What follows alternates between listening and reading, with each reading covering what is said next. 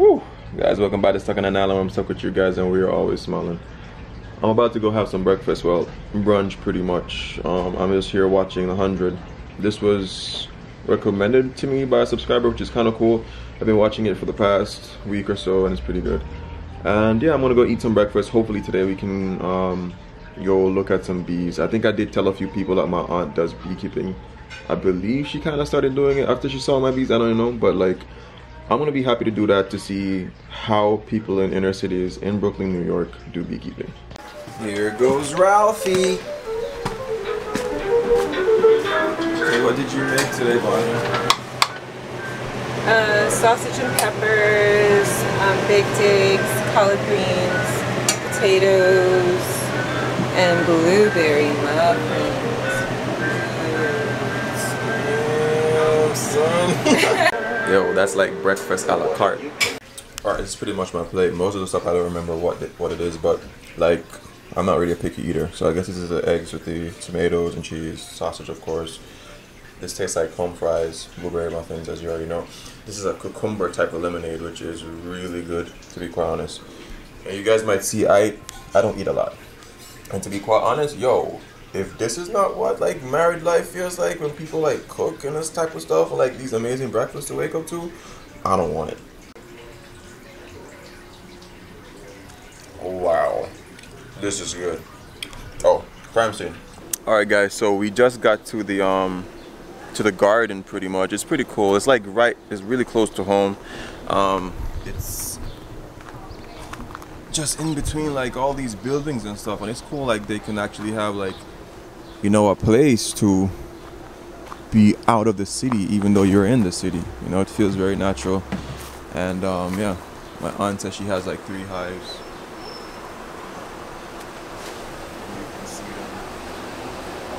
You can see them over there. Pretty cool sign, right? Bee crossing. Usually what they do, they have it kind of fenced around because you want the bees to be able to fly in and out without really bumping into people. So yeah, and here goes Bonnie. She's about to let her over, I guess. No? Yeah. This is I'm just helping these ladies out over here. Oh, they're doing composting too? Yeah, it's compost. Dope. Yeah, it's pretty cool. So they got composters here. What is your decomposer? The worm?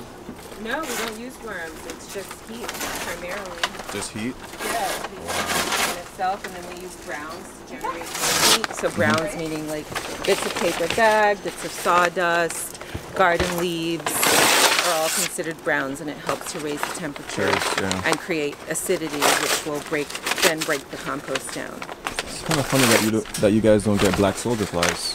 No, we don't. I don't know if that's a decomposer. Oh, right. It's faster than worms. Really? Yeah. I've never heard of it. Yeah. Okay, cool. I think they break down like their entire body size in 12 or 24 hours. Really? Yeah, in Jamaica, when I do composting, like by the time like, you put anything that smells funky, You just put the flies on it? no, they just go there. And they lay and it just creates this dense population. Like inside can get up to like 100 degrees like easy with them. Exactly. Exactly. Yeah, I know, I'm kind of weird.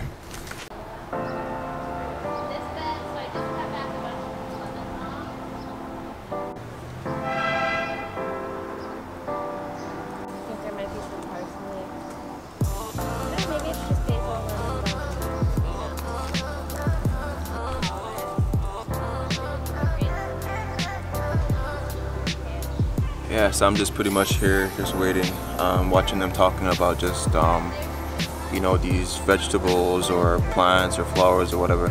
And it just shows you that sometimes when you're from different countries, like there are privileges that you don't even realize. For example, me being a Jamaican, like it's sunny pretty much all year round. But here, they have to really take a firm advantage of the seasons.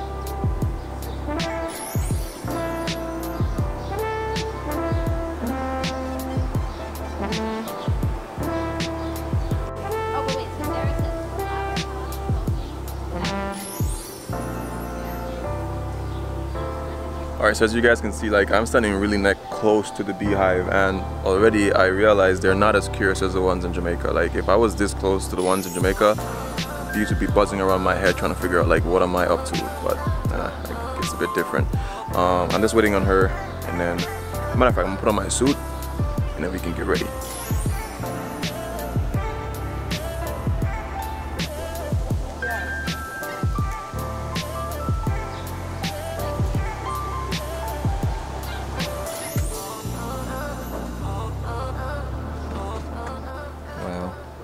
These Americans have everything fancy, so they're, I think she's cutting burlap. Is that burlap? Yes. Yes, I see them selling down the websites, but yeah. In Jamaica, we use like newspaper to start out, or cardboard. Yeah. But burlap, I believe, is very efficient in terms of burning. So, it's dope. What's that? Nice to meet you too. Oh. I'm a creeper. No, it's okay. What's that? Just more smoking fuel. Oh. I make like a little roll. Okay. When I did this beekeeping workshop a few weeks ago, and they showed me a really nice smoker roll that really does stay lit all day, and they gave me one, but I haven't made it since. It's like you layer cardboard, burlap, anything that you can find, like leaves, you know, and then you make like a nice roll, and they sometimes put like herbs in it. They'll put like sage or something sweet smelling. Make a roll, you tie it with like burlap thread or like a, you know, a fibered thread, and you tie it off, and then you light it at the bottom, you put it in your smoker, it stays lit like all day. It's amazing. Wow. Yeah. In Jamaica we do the same thing, but we use they use like lemongrass. Ooh, nice. And wood shavings. Yeah, right. And that seems to do very well. Yeah. That sounds great. Wow, guys, do you see the lighter that she has too? Oh my gosh. Uptown! You're so funny. Easy squeeze.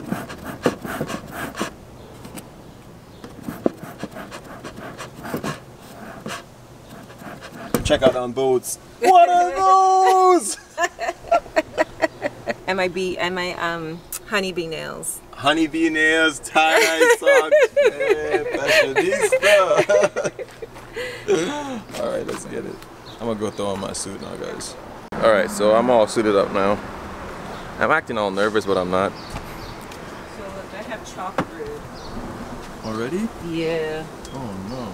Look. See it? Yeah. Definitely chalk brewed. And it's been going on for a little bit. What did you put in your feet?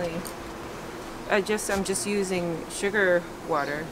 I'll give you a concoction you can put in there. Which is just like it's like wintergreen, lemongrass oil. It's like a mixture that all the beekeepers in the US use, like the good ones. Okay. So what they'd say, it helps to build brood, and it helps a little bit with like mites and other diseases in the hive. But what causes chalk brood though? Apparently it's when the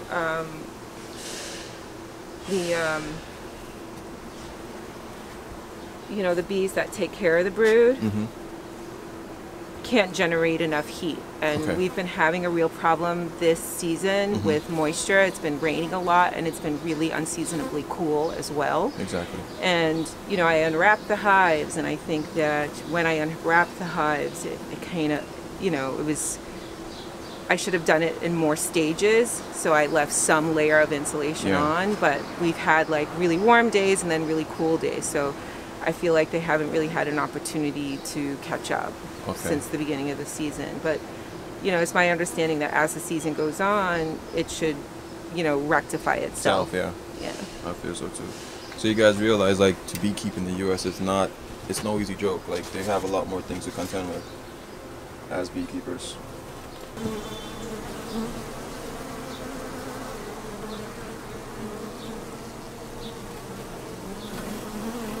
Alright, so prior my aunt saw like a group of bees just clustered around this one. So, around this little one here. But in my estimation, looking at it, it looks like a queen, maybe a virgin queen. She has a different species of bees than I do, but when I looked at it, it looked like a queen from the get-go. And when I looked at her other bees in comparison, it definitely looked different, so yeah. This is a hive of Italian bees. So these are Italians, okay. Cool. I'm so excited. The queen is on top of here, right? Mm-hmm. So I'm opening up the inner cover.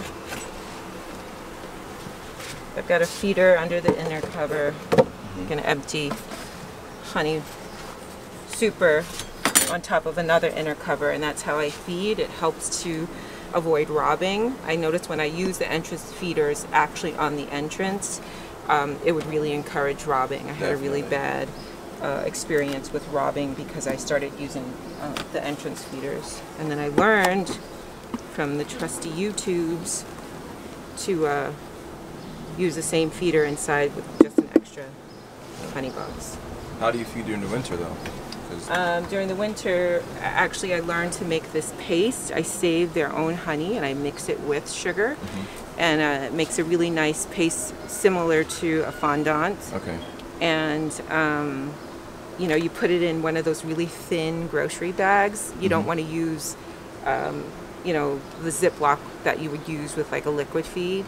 It's that thinner plastic. It's easier for them to get through. Exactly. And so, you know, you just make it like a cake out of it inside of the bag and just put a couple slits in it, drop it on an inner cover, same way. That's good.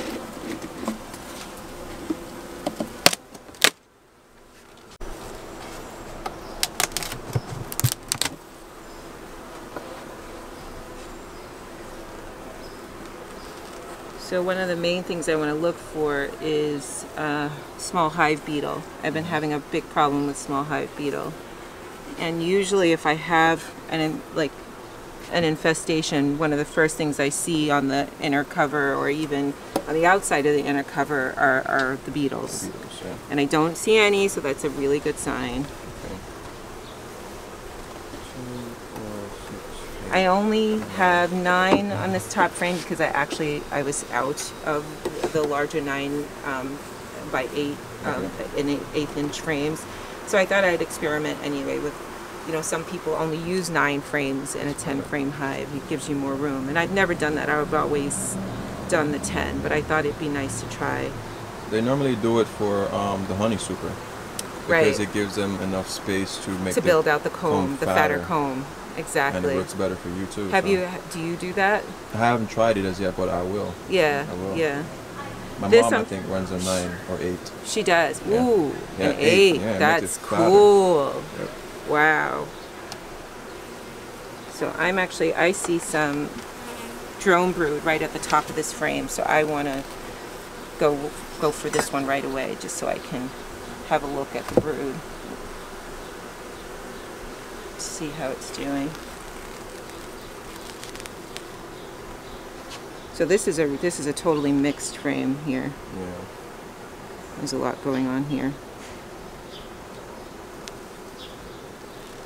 I kind of want to pull out some of that larva to see if I see any. Chalk brood?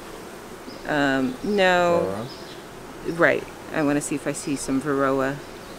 Oh, is that a queen cell? Do you see that? Where, down here? Yeah. Mm-hmm. So down here we see a queen cell already, which normally, if it's down here, it normally is a swarming cell. Yep, it's a swarm cell. So I need to pay real good attention to that, right? Yep.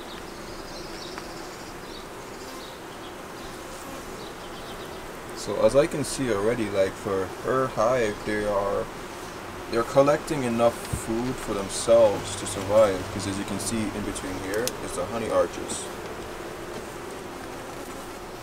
So I could probably stop feeding in that case. Yeah, they have good food stores already. Well, as far as I see. This one's good and heavy. Wow. Again, another swarm cell. Where? Yep. This one, normally if it's in the middle, it's like a supersedure. Which normally means they're getting rid of the current queen. The current queen. So it all depends, who knows. Oh look, there's another one there. Here? Yeah. Oh yeah! Another, whoa, yep. Yeah. That means you're doing well. Mm-hmm. They have too much food now. Definitely too much food. So I see back here you have another full frame feeder. What happened with that? Actually, I use it as a waterer. Oh, okay. you know, part of the city regulations is that you always have to have a water source for your bees. So it's more, like honestly, more for show. It's very rare that I see them drinking from this water, but you know, part of the city registration is that you have to have a water source. Cool. So I don't think I need to go any further in this box. We can pretty much see what's going on here. I'd like to go down to the bottom to see if maybe, you know, it doesn't look like the queen would be up top. I don't know, what is your thought on that? The queen could be anywhere, to be quite honest. Yeah, true. True. So what you're looking for really is like egg laying. So you're looking for at least a day old old egg, exactly. And I don't see that yet. Okay. What happens when they swarm? Is it the old queen that stays back? I mean, I've read the information, but I've never used it. It's the old queen that typically leaves. That leaves. That typically leaves. Okay.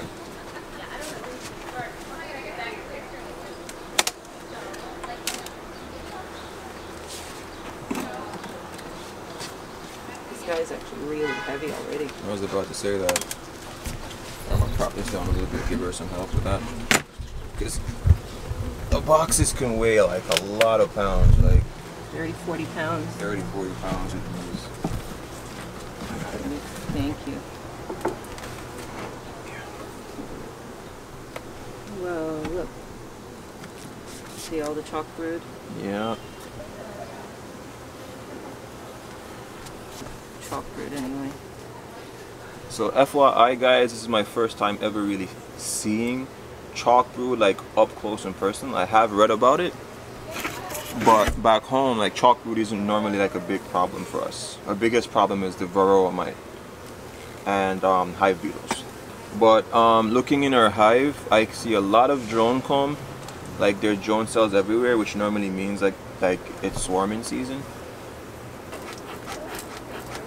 How do you find that using the plastic frames? Are they good for you? Or? I don't particularly care for them. Okay. That one is just sort of a leftover, and it's been in for a while. Okay. At some point, I would like to change it out. I don't particularly care for the plastic. Cool. I'm doing the Annie pose. All right, look at that. To show you how chill these bees are. There are bees swarming around us and we're unfazed. Yeah, we're just trying to stay chill so Unfazed. that they stay chill. Yeah. I heard one of you guys saying like if you have good vibes, they will. Yeah, I've heard that before. Yeah, everything is about energy. That. And I believe it too. I do believe Yeah, it. for sure. That is so cool. So we. Oh my gosh! Look how many swarm cells, bro. But they're open. See? These are already holes. Oh, okay. This one was too high. So what is going on with this hive? Alright, I'm gonna put down my camera Wait, and is this- actually help look into the hive, guys. I'm sorry. Alright, so on my hand now I have a queen bee. Because what's going on with the hive was pretty bizarre. Like, well, not really bizarre. We don't really know what was happening if they were changing the queen. Even now, based on their reaction. Alright, thank you. See you later. Bye. Take care. We don't know exactly because there's like so many swarm cells in there, so I'm thinking that they were looking to supersede that queen because there's no egg laying and we didn't see another alive queen, plus there was a dead queen out there. So anyway, we actually allowed a new queen to be hatched inside of it, and there's some, this is just a random one that's out, so let's see what happens. Just quick FYI again, I'm sure I've explained this before, but usually they will have like 10-15 queens in a cell, in each individual cell, and then the first queen that comes out kills the others. So that's pretty much, you know, the whole deal. So that's why we have this extra one. If we had like space to have another hive, then we could get her starting in a new home, but unfortunately, yeah. Alright, now, so the bees are pretty antsy right now outside.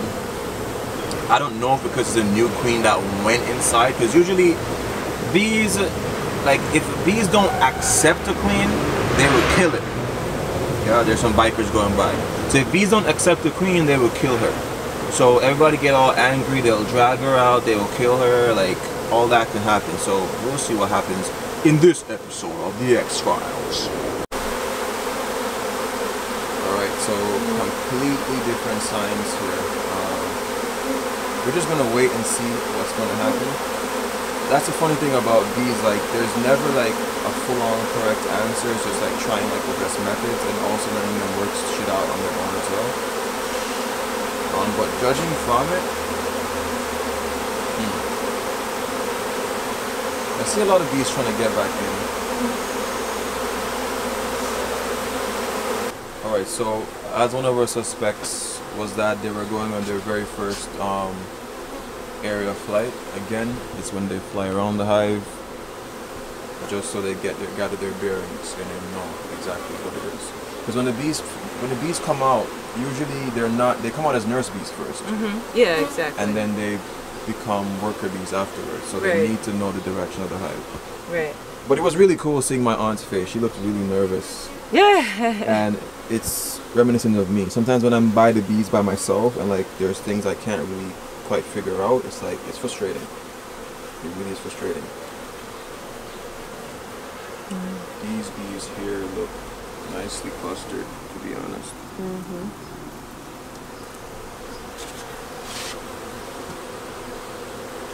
Yeah, I still don't know if I want to open them fully while these guys are still... You think they're gonna rock? They might.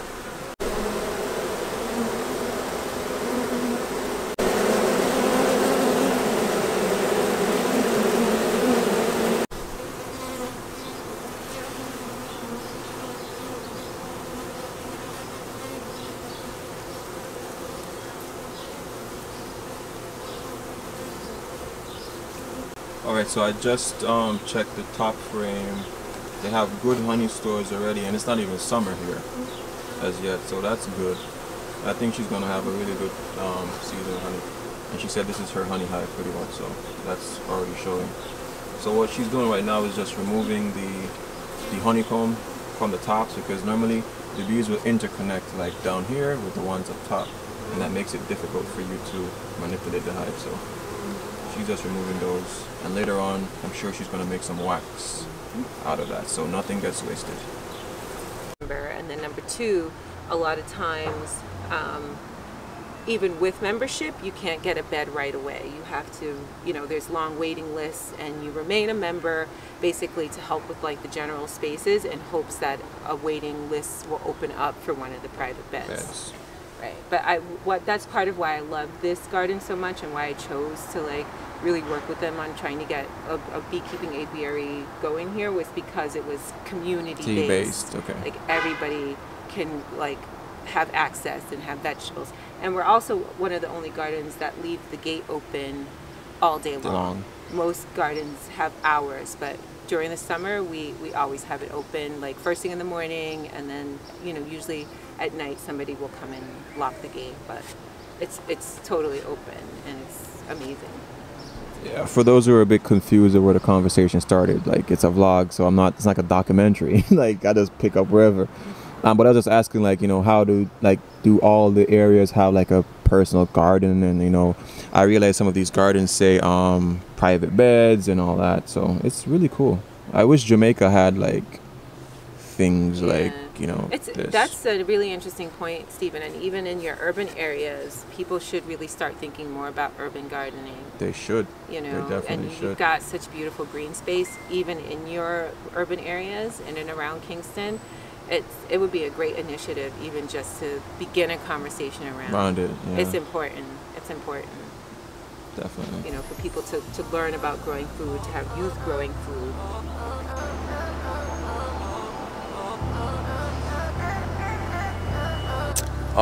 Yeah, I'm gonna pretty much end this video here, guys. Thank you for coming on another adventure. It's a quite different vlog, I guess. You know, it's the first time you guys have ever seen me doing beekeeping in New York, and it's my very first time doing it.